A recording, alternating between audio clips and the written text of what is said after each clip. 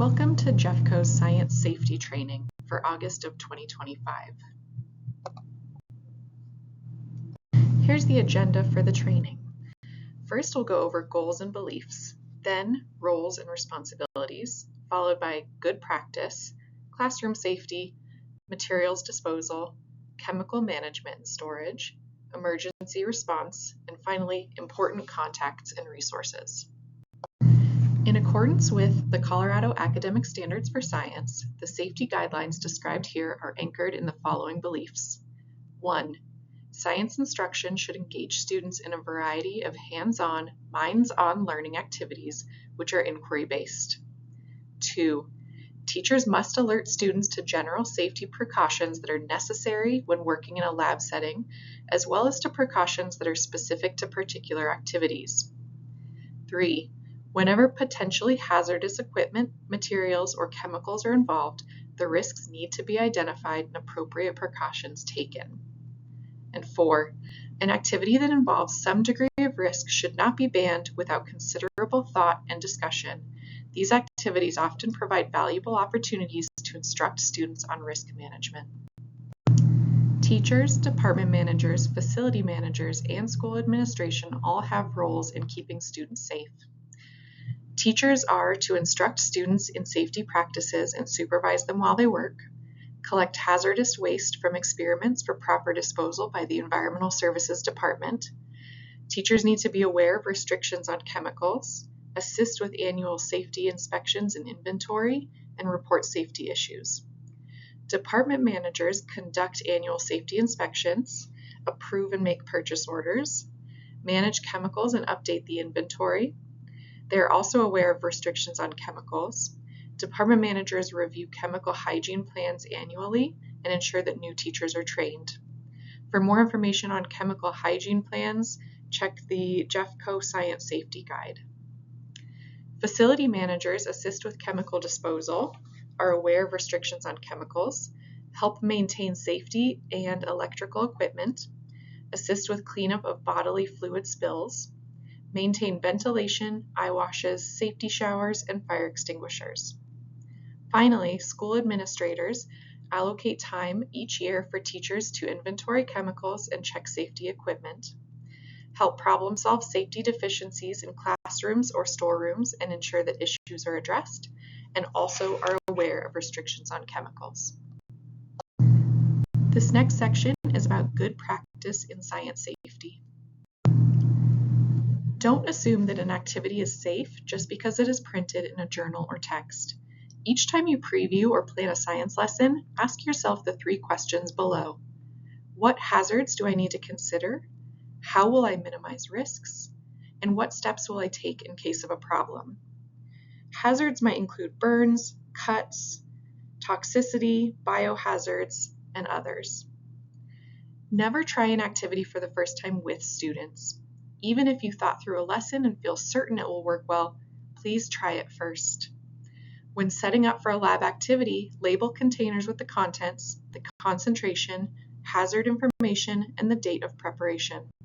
Set up dispensing stations to minimize classroom congestion.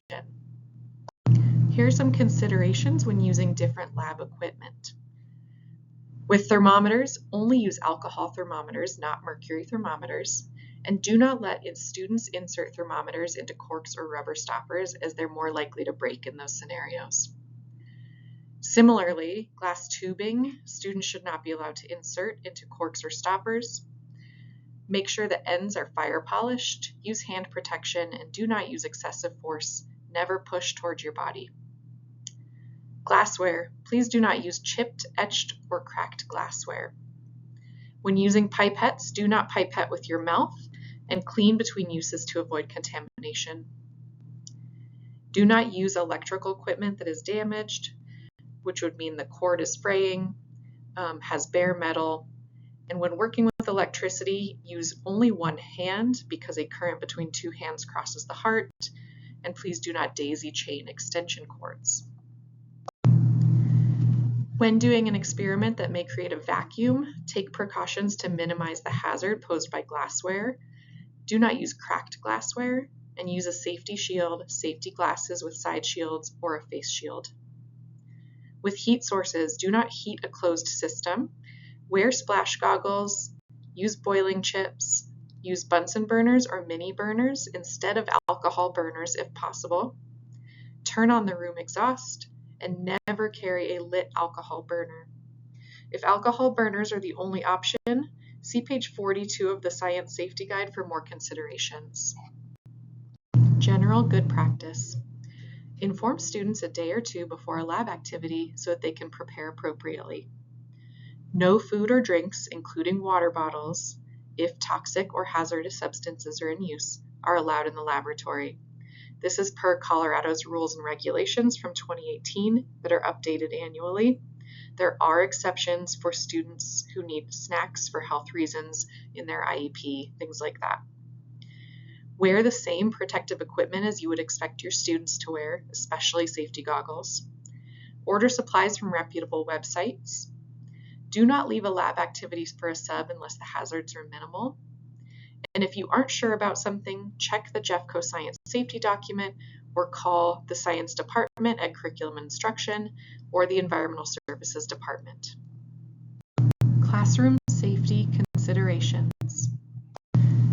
As addressed on the roles and responsibilities slide, teachers and department managers are responsible for annual safety checks of certain equipment. This includes eye washes. Eye washes must be clean, in working order, and checked monthly. Not blocked, water turned on, and water should be clean. The fire extinguisher is checked by the facility manager monthly. Please do not block access to the fire extinguisher. A fire blanket should be checked annually. It should be clean and in good condition with a large identifying label. The first aid kit stocked with the basics. Talk to your school nurse to resupply.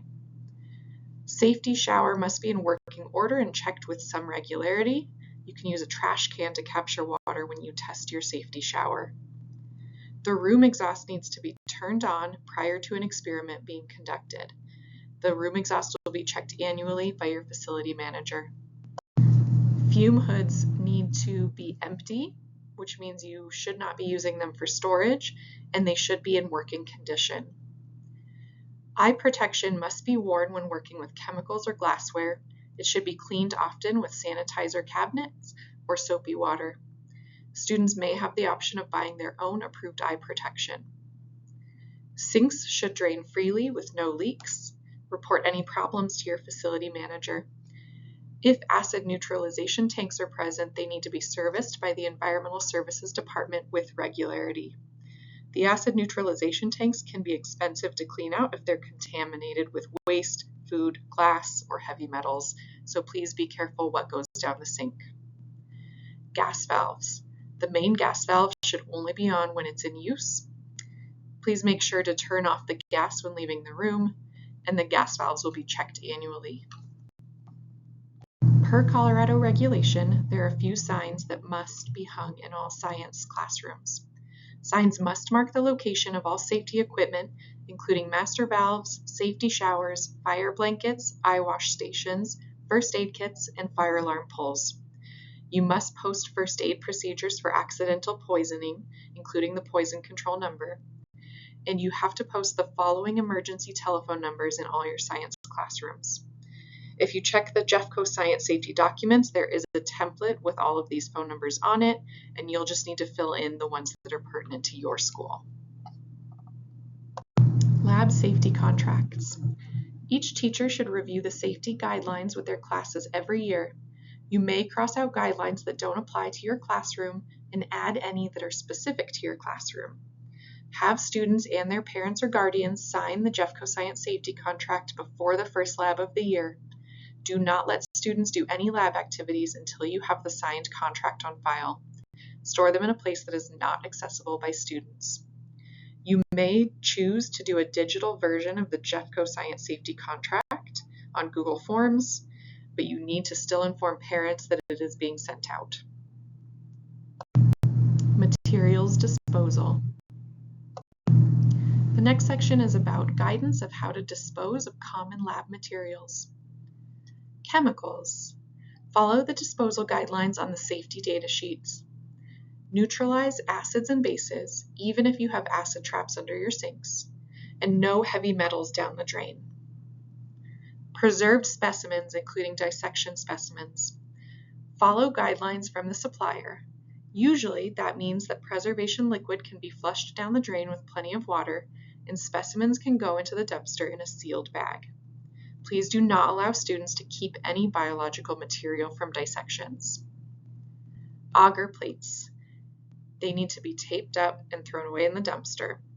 Do not use blood agar or culture bacteria from the mouth because this can grow more harmful microbes. Bodily fluids and blood. Sharps need to go in a designated sharps container, and then environmental services will pick that up. Bleach anything that comes in contact with blood. If you can't safely dispose of it at school, or even if you're just unsure, call the Environmental Services Department. Chemical management. Chemical purchasing and handling. Designated users from each science department can access chemical purchasing and inventory through ESS. If no one from your department has the chemical tile in ESS, please put in a Jeffco help ticket. A full chemical inventory needs to be done annually. Please stay tuned for additional information as we're changing our process this year. Make sure a chemical is not prohibited or restricted in certain quantities. There are appendices in the Jeffco Science Safety Guide with all chemicals sorted about how prohibited they are. Appendix A are chemicals that are prohibited by Colorado state law and should not be on school grounds. Appendix B are chemicals that are additionally prohibited by Jeffco.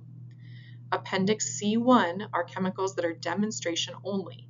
Students are not allowed to handle these chemicals, and teachers are, with appropriate precautions. Appendix C2 are restricted chemicals. That means that the chemicals can be used in schools by students with appropriate precautions. All teachers need to familiarize themselves with the safety data sheet for a chemical before using it and take all proper precautions. Department managers and teachers need to be sure that chemicals are stored appropriately. First of all, no chemicals should be stored in classrooms, and this includes over-the-counter or household chemicals. Carefully consider how chemicals will be arranged on shelves in the locked chemical storeroom. Likely there is already a system in place in your building, but maintenance of the storage system is equally important. Never allow students into the chemical storeroom. Chemicals should not be stored alphabetically. They should be separated into organic and inorganic, and those shelves should be at least 1 meter apart. Separate organics into flammable and non-flammable, and store flammables in a proper cabinet. Do not store liquids on the floor or above eye level where they might fall. Store household chemicals together and label it as such. Be sure that incompatible chemicals are not stored together, like bleach and ammonia. See the Jeffco Science Safety Guide on page 31 for more details on chemical storerooms and organization guidance. When a chemical arrives, teachers or department managers need to make sure it is properly labeled. Check to see what information is on the label and what information needs to be added to another label on the bottle. The information that needs to be on the label includes the name, hazard warnings, date received, date of future disposal, and the name and the address of the manufacturer. For help with date of future disposal, see Jeffco Science Safety documents for additional guidance. Check the restricted lists for any special storage considerations, and then add a location label that indicates where the chemical is to be stored. We suggest using color-coded labels depending on what shelf it belongs on. Additionally, you need to label any chemicals from Appendix C1 as demonstration only, and you need to label any traditionally consumable item as not for consumption. An inventory and SDS binder must be maintained for every storeroom. A copy of the inventory should also be in the fire systems logbook in the main office and updated as the inventory is updated, at least annually. Schools should not keep chemicals that are 5 years or older or any that are unlabeled. Contact the Environmental Services Department to pick up any chemicals for disposal. Our final section of the training is about emergency response. What should teachers do in the case of a chemical emergency? For chemical spills, move students to safety. Stepping back likely suffices. Reduce vapors with cat litter or sand, and call environmental services or the facility manager for help if you do not know how to clean up the spill. Chemical spills on a person.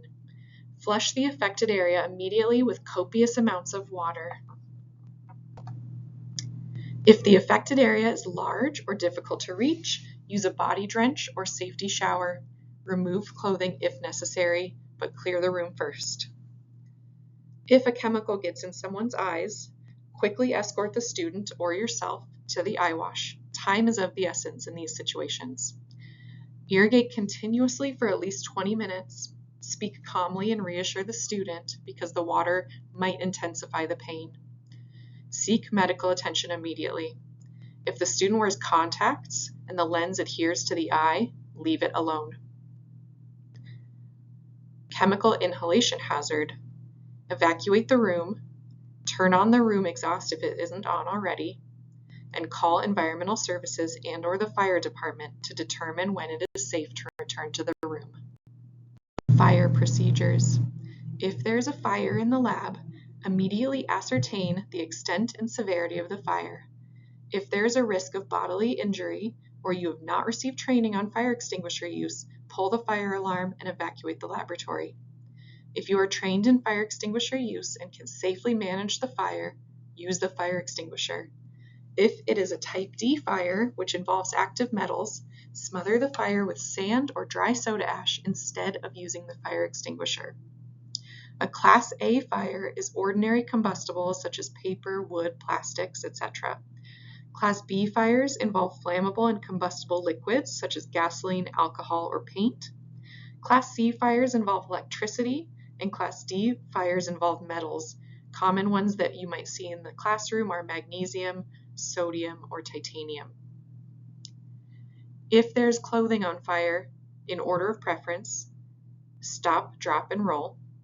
Get the student under the safety shower once flames are extinguished. If a fire blanket is immediately available, use it in conjunction with stop, drop, and roll. Do not use the fire blanket if the student is standing, as flames may funnel up towards their head. Do not use a fire extinguisher on a person.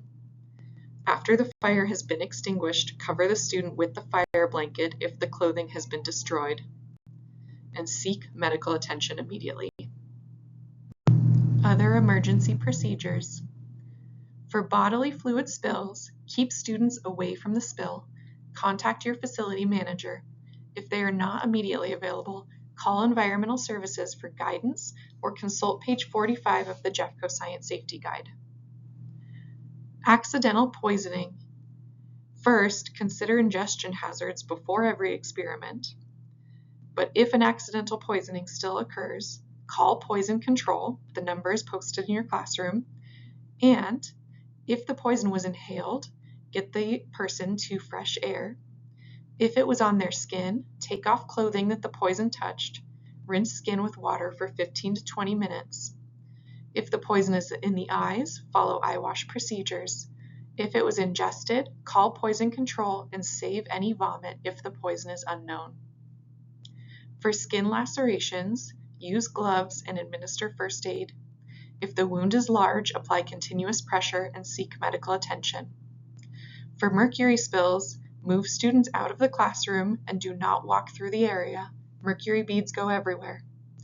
Call your facility manager, administrator, and environmental services department. If the spill is small, like a thermometer, evacuate the room and call environmental services. If it's a large spill, more than a pea-sized amount, the area required to be evacuated is going to be greater. Call environmental services immediately for guidance. Contacts and resources. If you ever have questions about anything that was not in this presentation, first check the complete Jeffco Science Safety Guide and other Jeffco Science Safety documents. They can be found on the Jeffco intranet on the Science page. Here's the number for the Environmental Services Department and emails for various people in the department, and the phone number for curriculum and instruction, the science coordinator and science content specialist. Thank you for your time today and your commitment to keeping students safe in your classroom.